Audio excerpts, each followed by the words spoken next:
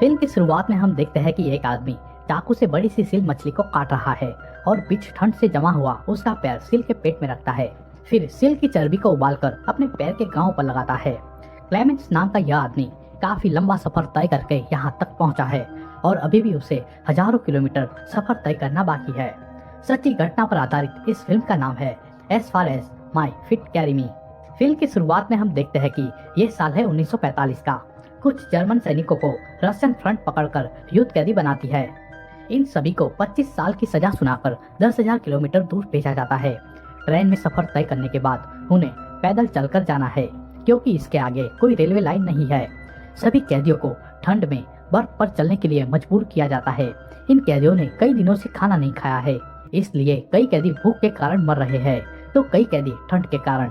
फिर भी इन कैदियों के पास चलने के अलावा कोई विकल्प नहीं है। करीब 1.5 साल तक कई मील चलने के बाद सभी कैदी उनकी जेल तक पहुंचते हैं, लेकिन इस जेल की न तो कोई दीवार है और न ही कोई दरवाजा। चारों ओर सिर्फ बर्फ ही बर्फ है, इसलिए बिना खाने का सामान का इंतजाम किए बिना यहाँ से कोई भागने की सोच भी नहीं सकता। यहाँ खदान में पहले से ही कई जर्मन सैनिक काम कर रहे हैं और नए कैदियों को भी काम पर लगा दिया जाता है। दिन रात की कड़ी मेहनत और रशियन सेना के अत्याचार के कारण जर्मन सैनिकों की यहाँ से भागने की इच्छा भी खत्म हो गई है क्योंकि इनकी चारों ओर सिर्फ मौत है। लेकिन क्लेमेंस को यकीन है कि वो यहाँ से निकल सकता है। उसे अपनी पत्नी और बेटी के लिए यहाँ से भागना ही होगा। एक रात क्लेमेंस मौका मिलते ही कोयला ले जाने वाले कन्वेयर बेल्ट पर चढ़कर भागता है। फिर कोयला ले जाने वाले वैगन में छिप जाता है। क्लेमेंस को लगता है कि वो बच गया, लेकिन तभी वैगन रुक जाता है और एक रशियन सैनिक उस पर गन तान देता है। सजा के तौर पर क्लेमेंस को ओपन एयर सेल में बंद कर दिया जाता है। ठंड में हो रही बारिश में पूरी रात क्लेमेंस उस अंडरग्राउंड सेल में बंद रहता है। सुबह होते ही वहाँ पर वार्डन आता है जो क्लेमेंस को कुछ नहीं करता, लेकिन सिर्फ इतना कहता है कि तुम्हारे साथी तुम्हारा इंतजार कर रहे हैं। अपने साथी कैदियों के पास वापस आते ही क्लेमेंस समझ जाता है कि वार्डन ने ऐसा क्यों कहा था। सभी कैदी क्लेमेंस को सजा देने के लिए तैयार खड़े हैं क्योंकि क्लेमेंस के भागने के जुर्म में वार्डन ने सभी कैदियों का 5 दिन का खाने का सप्लाई बंद कर दिया है। कैदियों द्वारा पीटे जाने के बाद क्लेमेंस बुरी तरह से घायल हो जाता है, जिसे देखने के लिए वहाँ पर एक डॉक्टर आता है। क्लेमेंस उस डॉक्टर को कहता है कि वो उसकी पत्नी को एक लेटर लिखे, लेकिन डॉक्टर कहता है कि यहाँ से कोई भी लेटर भेजा नहीं जा सकता। डॉक्टर कहता है कि इस जेल के चारों ओर लीड है, जिसके जहर से कभी ना कभी यहाँ के सभी लोग मर जाएंगे। यहाँ हमें पता चलता है कि डॉक्टर भी जर्मन कैदी है और उसने कई साल पहले यहाँ से भागने का प्रयास किया था, लेकिन भाग नहीं पाया। उसे अभी अभी पता चला है कि उसे कैंसर है, इसलिए उसने यहाँ से भागने के बारे में छोड़ दिया। लेकिन क्लेमेंस का यहाँ से भाग जाने का जज्बा देखकर डॉक्टर उसकी मदद के लिए तैयार होता है। डॉक्टर क्लेमेंस के लिए खाने का सामान, ओवरकोट, एक बंदूक और कुछ गोलियां देता है। अब डॉक्टर के बताए हुए रास्ते पर क्लेमेंस रात के अंधेरे में निकल जाता है, लेकिन उसे मालूम नहीं है कि यहाँ से घर तक पहुँचने के लिए 14,000 किलोमीटर तय करना होगा। अगली सुबह वार्डन को पता चलता है कि क्लेमेंस भाग गया है, इसलिए वो तुरंत डॉक्टर के पास जाता है, लेकिन डॉक्टर ने सुसाइड कर लिया है। गुस्से में वार्डन बाकी कैदियों के पास क्लेमेंस के बारे में पूछताछ करने जाता है, लेकिन किसी को कुछ नहीं पता। वार्डन अपने सैनिकों को क्लेमेंस को खोजने के लिए भेजता है। देखते ही देखते 5 दिन बीत जाते हैं। सर्च पार्टी आसपास के 100 मील का एरिया छान मारती है, लेकिन क्लेमेंस का कोई पता नहीं चलता। वे सोचते हैं कि क्लेमेंस इतनी ठंड में मर गया होगा, लेकिन वार्डन को यकीन है कि वो जिंदा है। अब जेल से भागे हुए क्लेमेंस को 15 दिन बीत चुके हैं। वो अब जेल से काफी दूर निकल आया है। उसके चारों ओर सिर्फ बर्फ है। उसका खाना कुछ दिन पहले ही खत्म हो चुका है। क्लेमेंस थक चुका है। उसके पास एक कदम आगे बढ़ने की भी शक्ति नहीं है। वो वही लेट जाता है। कुछ देर बाद क्लेमेंस को कुछ दूरी पर सील मछली दिखाई देती है। वो तुरंत अपनी बंदूक निकालता है, लेकिन भूख और ठंड के कारण कांपते हाथ से वो गोली चलाता है, जो निशाना चूक जाती है। सील को भागता देख क्लेमेंस अपनी पूरी ताकत लगाकर उसके पीछे भागता है। तभी फिसलने के कारण उसका पैर एक बर्फ के पानी में धंस जाता है, जिसे उसके पैर में फ्रोस्ट बाइट हो जाता है। पैर में दर्द के बावजूद वो सील के पीछे जाता है और उसे मारने में कामयाब होता है। अब क्लेमेंस के खाने का प्रॉब्लम सॉल्व हो चुका है, लेकिन उसके आसपास कोई नहीं है। अपना मानसिक संतुलन बनाए रखने के लिए वो खुद से ही बात करता है और रास्ता न भटक जाए, इसलिए बार बार कंपास निकालकर रास्ता देख लेता है।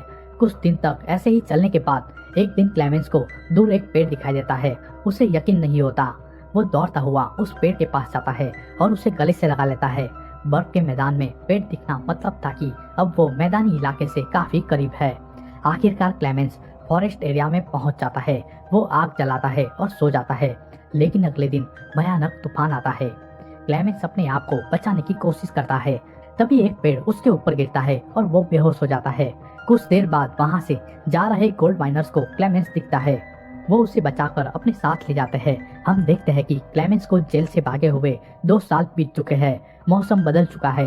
अभी भी वो अपने घर से 10,000 किलोमीटर दूर है। अब वे तीनों नदी पार करते हैं, लेकिन नदी में पानी का बहाव ज्यादा होने के कारण एक गोल्ड माइनर नदी में गिर जाता है। क्लेमेंस उसे बचाने के लिए नदी में कूद जाता है।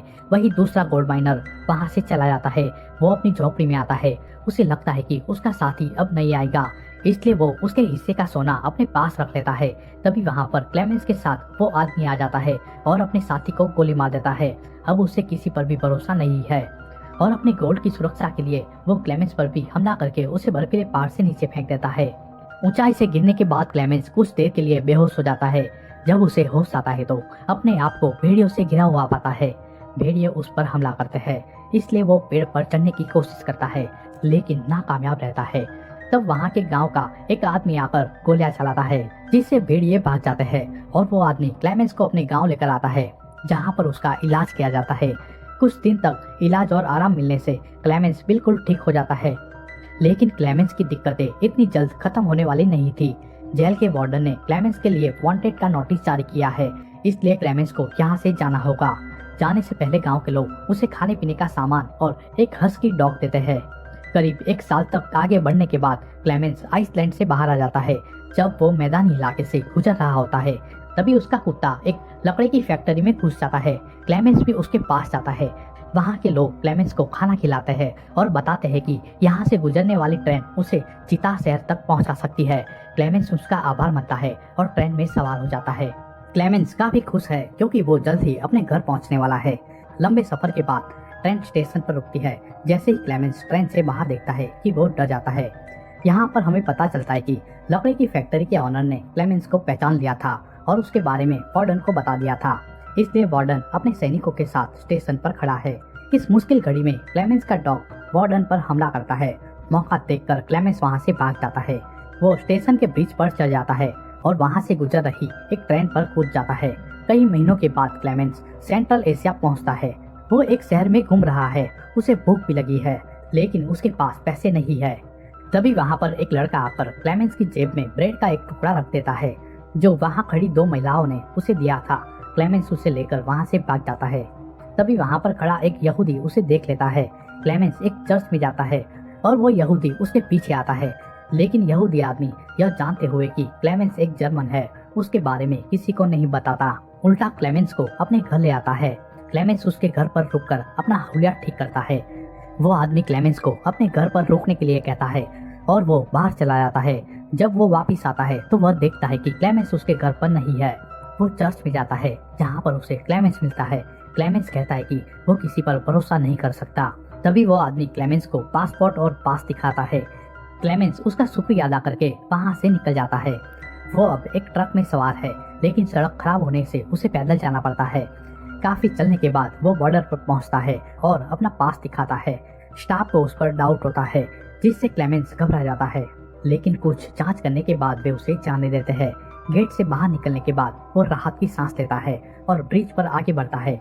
इस ब्रिज को क्रॉस करने के बाद क्लेमेंस भगोड़ा नहीं रहेगा। तभी क्लेमेंस के चेहरे पर तेज लाइट पड़ती है।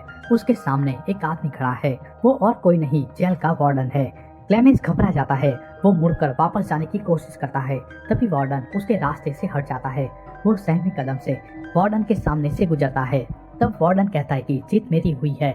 ये 2 सैनिकों की लड़ाई थी जो हार मानने के लिए तैयार नहीं थे, लेकिन वार्डन उसे यह कहते हुए जाने देता है कि ये मेरी जीत है। आखिरकार क्लेमेंस जर्मनी में अपने गांव में आता है। उसकी पत्नी और बेटी साथ चर्च में है। क्लेमेंस चर्च में आता है, तभी उसकी बेटी पीछे मुड़कर देखती है और अपने पिता के पास जाती है। 7 साल और 14,000 किलोमीटर पैदल चलने के बाद आखिरकार क्लेमेंस अपने घर लौट आया है।